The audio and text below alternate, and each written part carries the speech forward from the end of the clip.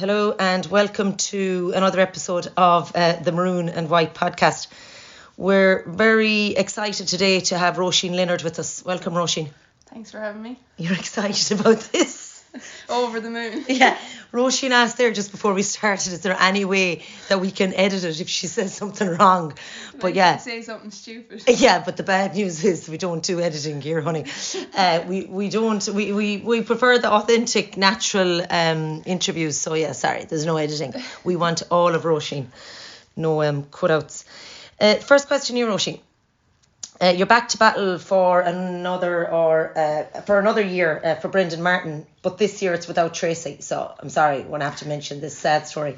Yeah. How's that going? It must be strange to have no Tracey with you. Yeah, well, we had our first league game there last Sunday, and I went down to the back of the bus about 3 seats up where I always sit, and no Trace, so it wasn't a nice feeling. Yeah, that hit hard first on the bus.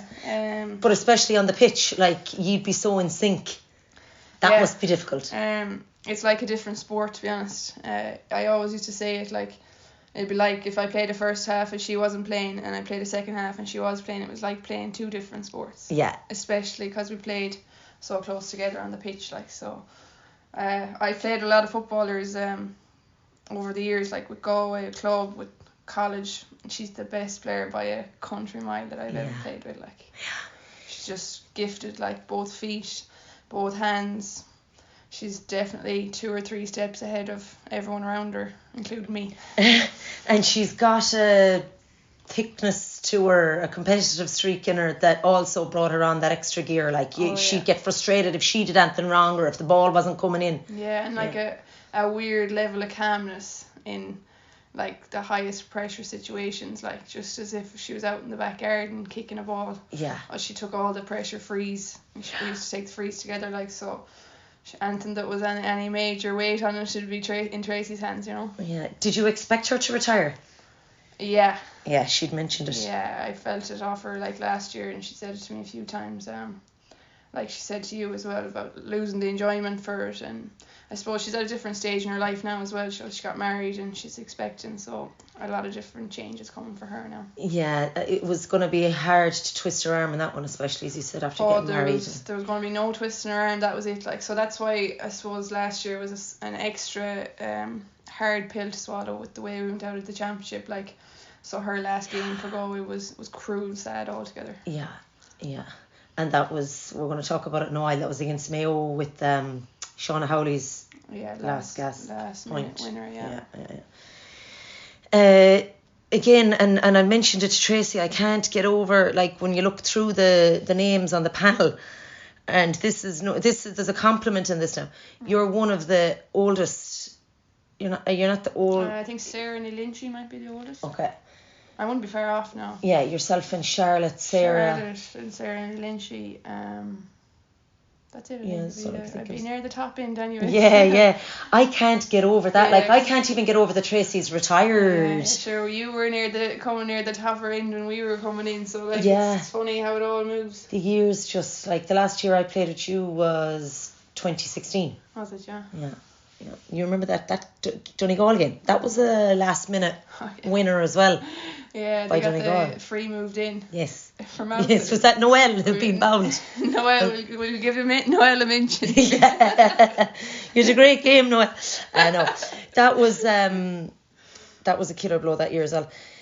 But so despite you being one of the older players, when you look at like your influence in games, whether you start or whether you come on, you're still pivotal or key, and that says a lot about the calibre of player that you are.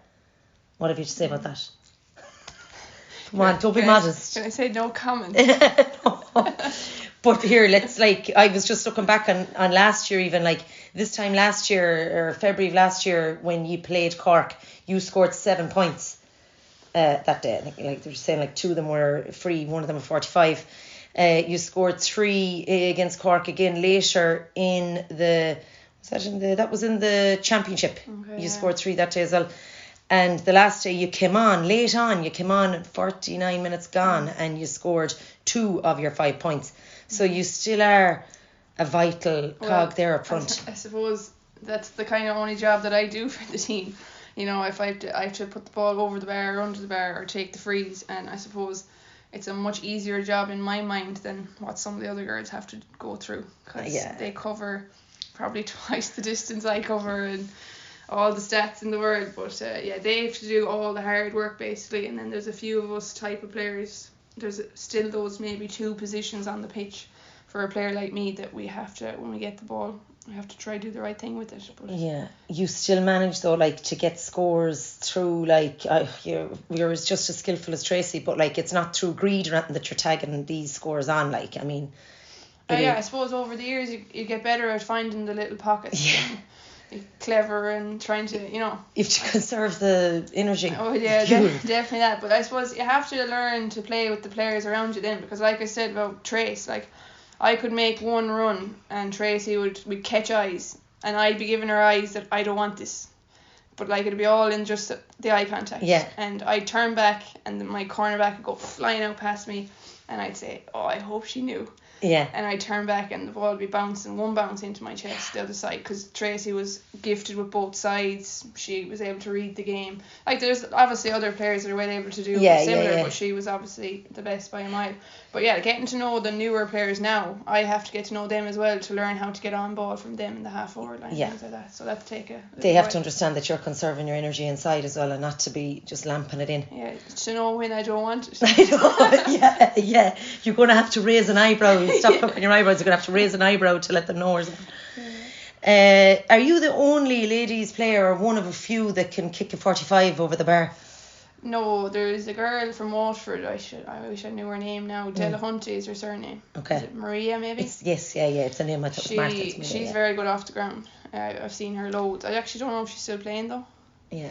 So she's one, and then I think has Rachel Kearns from Mayo scored one.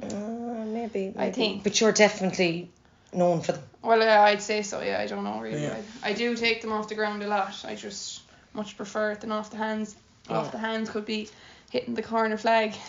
You weren't going to put many, if you were on the first half the last day, you weren't going to put many over the bar. I think it would have gone over the bar behind you. Aoife O'Rourke scored a free from, I think it was maybe just on the 20 metre line, and it was an unbelievable free. As in, I was sitting in the dugout going, I am not confident I'd get that 5 yards into that wind. It was absolutely crazy wind. Yeah.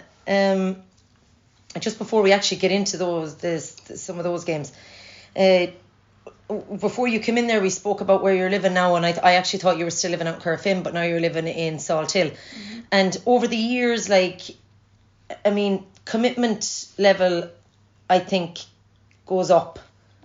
Goes up every year. Like, I mean, when you think about when you started maybe to now, do you think that the commitment, and not through the busyness of your own life, your own personal life going on, and you're a full-time teacher now, but in general, like, are the demands much higher than when you started? Yeah, definitely. Like, whatever about the pitch sessions, we always went training. Like, back in the day, we always went to the however many pitch sessions a week.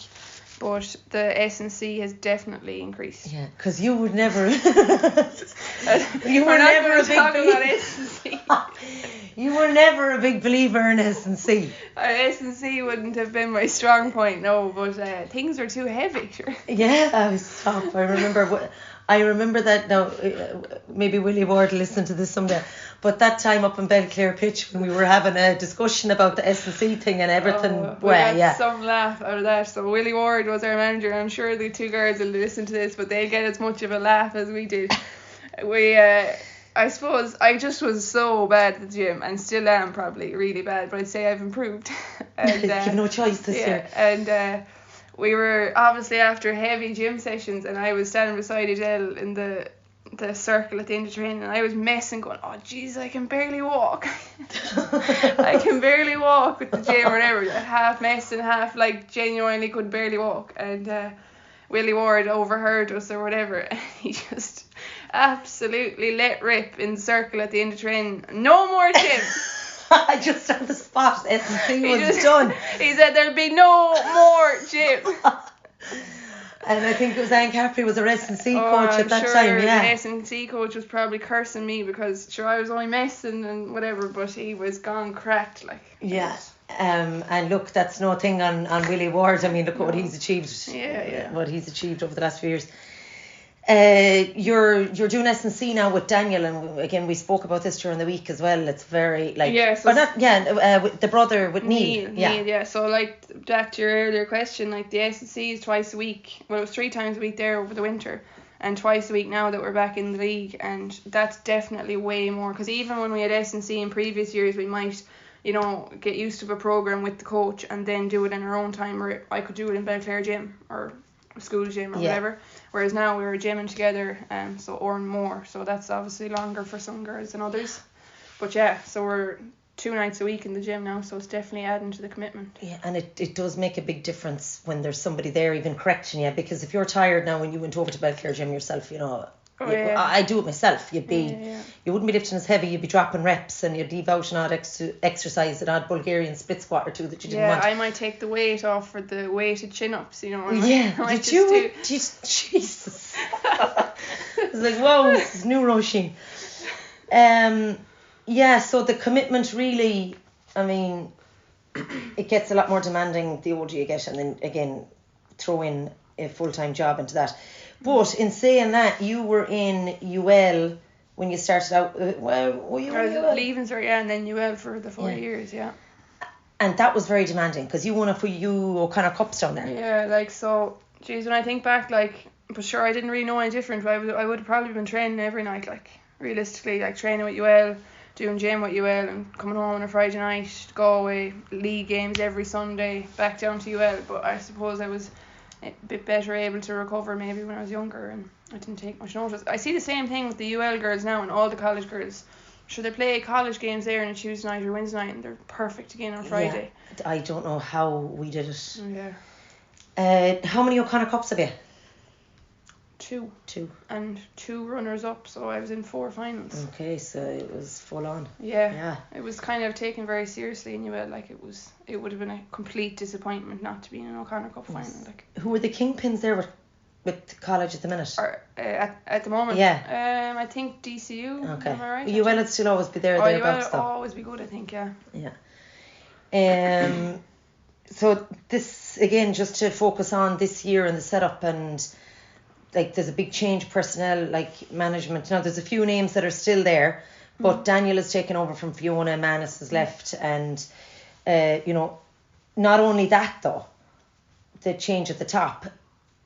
There's the panel, some members, there's new names there, it's a completely new panel really. It feels like starting all over again. So there's obviously the Clonberne girls aren't back. There was 10 of them on our panel last year, so that's a huge chunk obviously, and they're well entitled to their break obviously after winning their 3 in a row.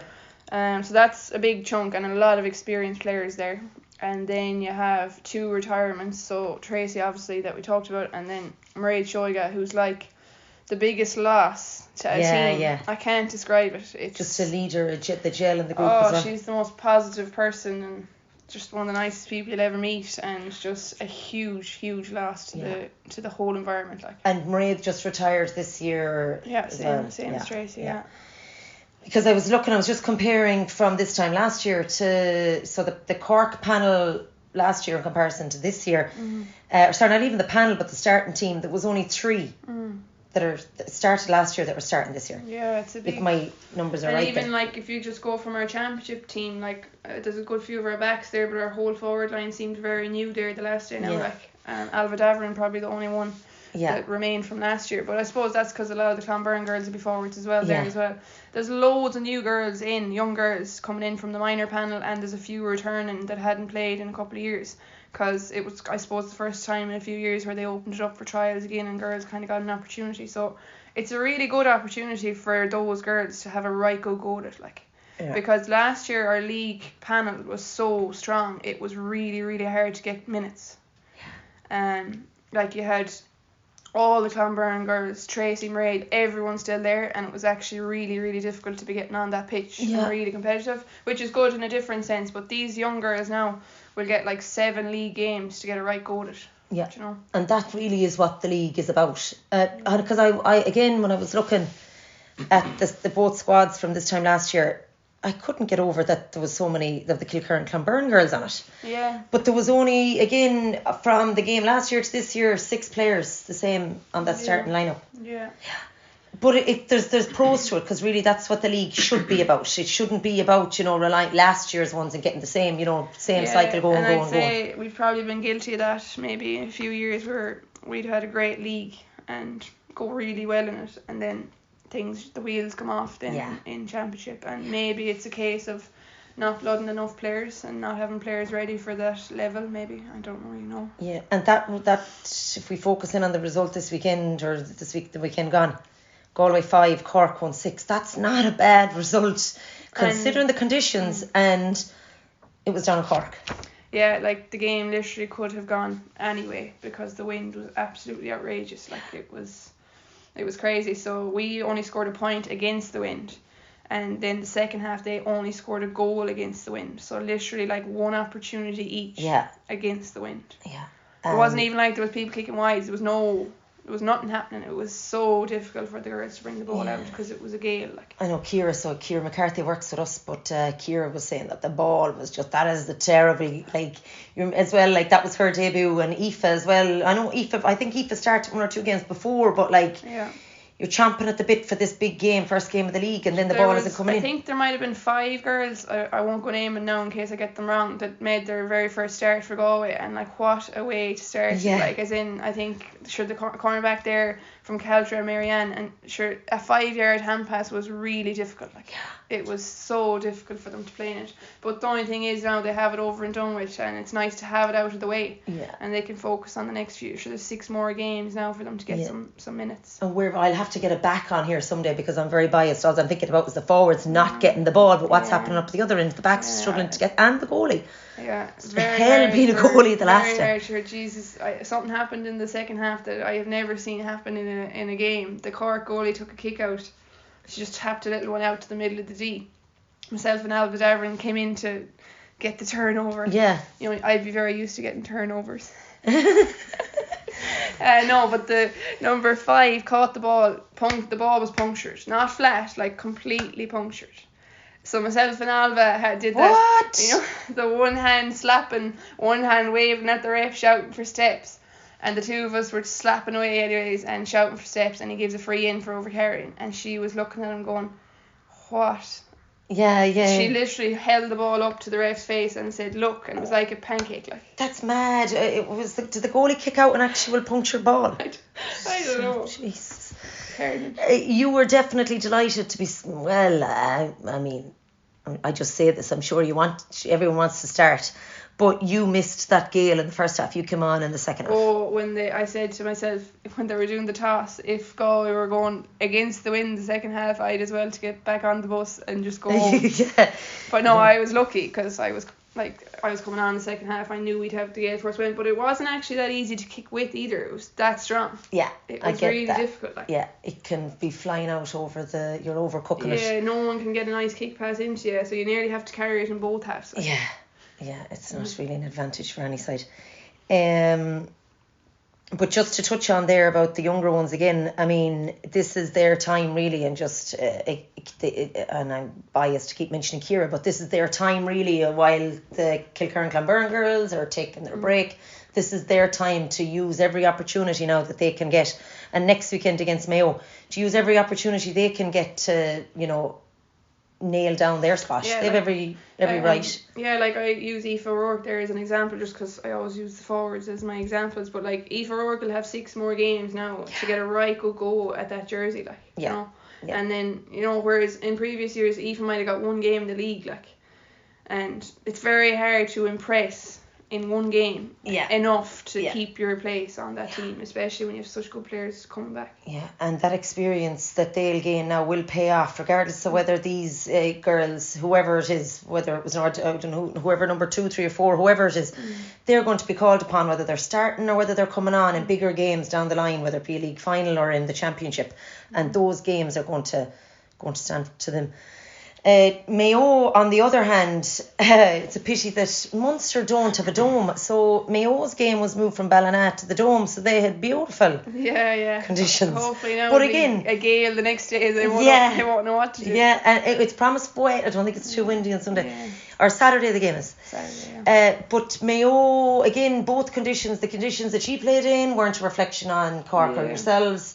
and the conditions that Mayo played in weren't a reflection on Mayo or Meath, because they're going to be on heavy, sticky ground with whatever, if there's rain promised. Exactly, yeah. So you can't go on the results of this weekend. And Mayo went down to Meath. And to be honest with you, even if we had 10 results to go by, this game is just different anyway. It is, yeah. Like, even if we had 10 wins and they had 10 losses, you'd still go in with a bit of, I don't know. Yeah, there's grit in your teeth. Stress, yeah. Whereas if the other way around, if we had 10 losses and we still expect to go and beat them. Yeah. You know, it's a rivalry. Very That's true. the way it is. Like. Very true. Both teams seem to raise their game, their standard. Again, and just on that, like, do we know much about the Mayo panel? Like, they do tend to keep things under wraps fairly well, yeah. And I think they're similar enough to us in that they have a lot of young, inexperienced players, and they're giving them on the go in the league. And then there's a blend of a few experienced ones thrown in there. Yeah, they still have a bit of a mix, probably a bit more of a bit better of a mix maybe to ye. Yeah, like, I suppose ours is a bit in extreme this year, I suppose, with 2 retirements and the Clonburns winning the All-Ireland again. Yeah. So I suppose it's just a bit swayed this year in particular. But advantages, as we said, with that too. Yeah. That game next week or Saturday is in Duggan Park in Ballinasloe. It's a nice pitch to play in as well. It's a nice. I remember playing a camogie game there. The ground is lovely. I don't think I've ever played for Galway here, or would we have played? Duggan, were you around Porrick and Kevin Reedy? Yeah, that we played a league game there that year. Maybe I was. So Barry Downey. I don't remember. Were you playing, around that year? Yeah, I was. Yeah. Yeah, we did. And just on the Mayo game again, so Mayo were beaten by, I think it was like 6 points or something like that against Meath in the end. But you're going to have that little bit of grit between your teeth as well, because you were robbed at the end last year. So do those kind of things come into your mind?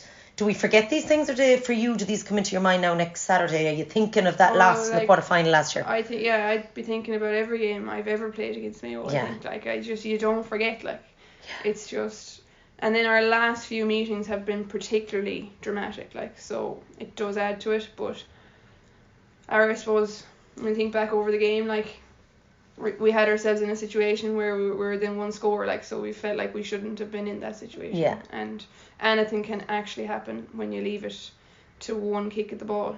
Yeah. And that's what happened to us.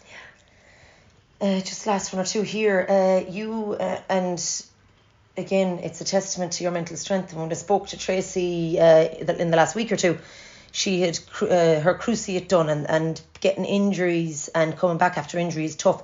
And you've had your fair share of niggles down through the years. And again, despite all of those, you're still one that a manager can turn to, or has turned to and brought on, and you've managed to pull it out of the bag still. Again, in that Donegal game in 2016, you came on in that game and, like, what did you score? I'll never forget that. Willie Ward turned and said, "You're coming on." I barely packed the boots that morning. Like, I was so bad. It's a weird injury I had that year, a mid-foot sprain.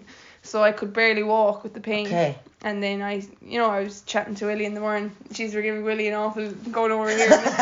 But he was like, take it. He's his name made at this you'll stage. be fine. I said, all right, but I can barely walk. Like, I wasn't even able to do the warm-up. And then things weren't going to plan on the pitch. Yeah.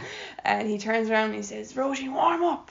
And I said, Jesus, like, I had to put on the boots, the whole lot. I think I went on for like 2 minutes, 3 minutes. Yeah, but did you get a goal? Point, I think, was it? I think you got, you made you gave me the hand pass. It was a lovely assist. Was it yeah. Did you not get a goal that day? Yeah, I did. Yeah.